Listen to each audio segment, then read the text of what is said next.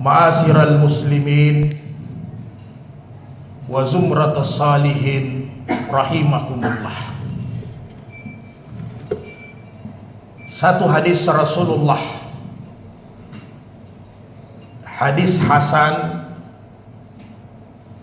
an Jabir radhiyallahu anhu qala Rasulullah sallallahu alaihi wasallam wa huwa ala mimbarihi. Kata Jabir radhiyallahu anhu bahwa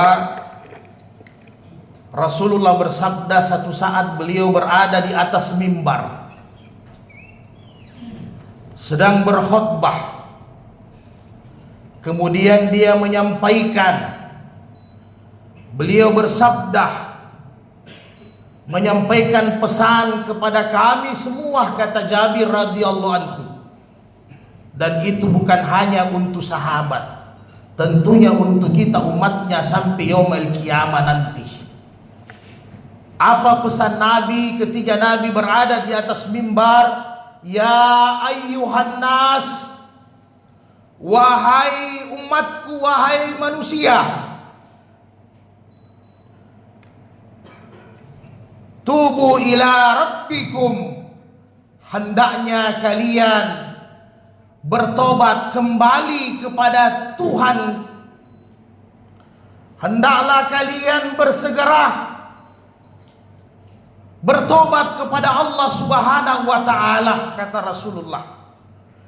Qabla an tamutu, sebelum ajal menjemput kita, sebelum kematian mendatangi kita, sebelum malaikat Israel mencabut nyawa kita. Kata Imam Al-Ghazali rahimahullah, lah perkara yang paling dekat adalah kematian. Karena siapa yang jamin di antara kita setelah salat Jumat ini malaikat Israel mencabut nyawa kita? Siapa yang bisa menjamin kita bisa hidup esok hari? Siapa yang bisa menjamin kita akan mencari nafkah kembali? Tidak ada yang bisa menjamin umur kita. Tidak ada yang bisa menjamin nyawa kita, kehidupan kita di dunia. Karena itu adalah rahasia Allah. Sehingga kata Rasul berpesan, kembali kepada Allah, tinggalkan dosa, tinggalkan maksiat, tinggalkan semua kesia-siaan, keburukan. Karena jangan sampai ketika kalian lalai sementara kita berada dalam kemaksiatan dan dosa, di situ ajal kita dicabut, di situ batas usia kita. Nauzubillahi min zalik.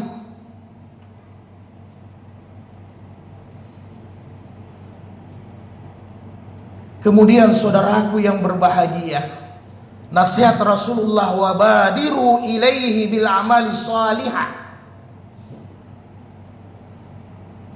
Maka bertobat kepada Allah tandanya adalah bersegera memperbanyak amal saleh. Itu namanya tobat. Tobat bukan hanya lisan, Allahumma ghafirli astaghfirullahal azim, ampuni aku ya Allah, ampuni dosaku, kesalahanku. Tetapi harus dibarengi dengan gerakan, yaitu kita beramal saleh. Karena banyak orang yang bertobat hanya lisannya saja. Dia ingin berazam akan kembali kepada Allah, tidak melakukan maksiat, tidak melakukan dosa kejahatan, baik dosa kepada Allah maupun kejahatan kepada manusia. Tetapi pada dasarnya tidak melakukan amal saleh. Maka ini tidak cukup. Harus melakukan amal-amal saleh yang diwajibkan oleh Allah Ta'ala melalui lisan Rasulullah Sallallahu Alaihi Wasallam. Yang mana itu amal saleh? Kata Rasulullah, wasilul ladzi bainahu wa bainakum bikasrati zikrikum wa bikasrati sadaqati fi syarri wal alaniyati. Amal saleh itu adalah memperbaiki hubungan dengan Allah melalui salat 5 waktu dijaga. Jangan sampai ditinggalkan 1 waktu pun, karena itu dosa kabair, dosa besar. Orang yang meninggalkan 1 waktu salat, maka kata Rasulullah telah dicatat namanya di dalam pintu neraka. Dan pasti dia akan memasuki, dicuci, di laundry dulu di dalam neraka. 1 salat saja.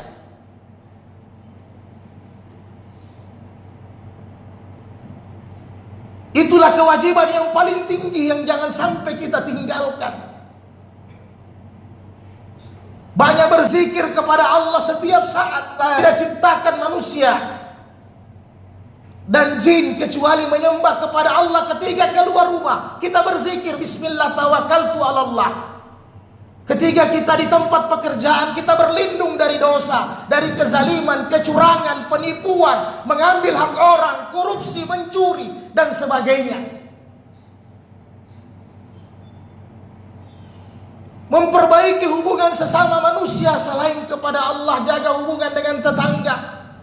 Tunaikan hak kita dengan istri, dengan anak, berikan mereka makanan yang halal, berikan mereka makanan yang halal, pakaian yang halal, tempat tinggal yang layak. Itu kewajiban kita. Jaga lisan kita. Imam Ghazali berkata, yang paling tajam di dunia ini adalah lisan. Salamatul insan bil lisan. Keselamatan manusia di lidahnya. Itu yang paling tajam daripada mata pedang. Jaga kata-kata kita. Jangan sampai membuat saudara kita tersakiti. Jaga dari ghibah, jaga dari fitnah, adu domba, namimah, dan dusta, dan semua penyakit-penyakit hati.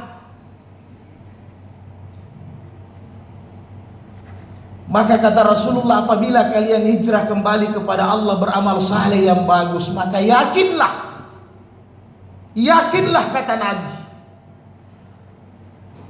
tujaru, kalian akan diberikan ganjaran oleh Allah. Itu yang pertama. Semua tabungan-tabungan kita akan diisi penuh oleh Allah untuk di akhirat, sehingga nanti kita cukup. Tidak kekurangan, tidak kehabisan di kubur, tidak kehabisan di mahsyar. Cukup tabungan kita seperti orang yang sudah musafir. Apabila kekurangan simpanan tabungan, bekal apa yang terjadi? Terlantar menjadi peminta-minta. Di dunia masih bisa kita meminta tolong. Di akhirat, Rabbana absarna wa sami'na farji'na na'mal salihan inna muqinun. Manusia akan meminta sampai air matanya berdarah. Ya Allah, kembalikan kami ke dunia untuk beramal saleh. Fa asaddaka wa kum minas salihin. Saya ingin bersedekah, menyesal saya menyimpan begitu banyak emas, begitu banyak harta, begitu banyak duit. Ternyata setelah saya tinggalkan tidak bermanfaat apa-apa untuk diri saya. Kembalikan kami ya Allah walaupun sesaat. Tetapi sudah tidak bisa, saudaraku yang berbahagia. Sudah terlambat.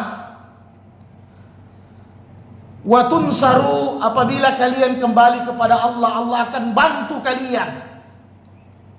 Semua kesusahan Allah jadikan kita nikmat. Semua ujian Allah berikan solusi. Itulah orang-orang yang bertakwa. Bahkan ujian musibah yang datang dianggap sebagai nikmat oleh Allah. Allah bantu kita dalam semua urusan-urusan. Maka tidak heran hari ini kita terlalu mengandalkan akal kita, rasio kita, semua rasional. Kita mengembangkan ilmu pengetahuan kita, keahlian kita. Akhirnya kita lupa bahwa itu semua la haula wala quwata illa billah. Tidak ada semua kecuali dari Allah. Dan yang terakhir, waturzaku, Allah akan memberkahi rezeki kita di dunia ini. Orang yang punya sifat hijrah kembali kepada Allah, bertakwa dan beramal saleh, rezekinya akan diberkahi oleh Allah Ta'ala. Bukan banyak atau sedikitnya, tetapi Allah berkahi, maksudnya Allah cukupkan untuk semua kehidupannya, kebutuhan pribadinya. Dia mampu membantu orang lain, dia mampu menyempurnakan ibadahnya, dia mampu menunaikan umrah haji, dia mampu membantu saudara-saudaranya. Maka itu yang namanya berkah. Berapa banyak orang punya penghasilan, berapa banyak orang punya budget, tiap hari dia dapat jutaan rupiah, bahkan miliaran rupiah, simpanannya begitu banyak, tetapi tidak punya kepuasan, gelisah, haus, tamak, loba dan sebagainya. Kenapa? Karena tidak ada berkah yang Allah berikan. Mudah-mudahan Allah bantu kita di dunia, Allah berikan kita ganjaran yang penuh di akhirat, dan Allah berkahi rezeki kita semua, saudaraku yang berbahagia. Barakallah fil Qur'anil Karim, wa nafa'ni bil ayati wa zikril hakim, wa taqabbala minni wa minkum tilawatahu innahu was-sami'ul alim. Aqulu qouli hadza fastaghfirullah.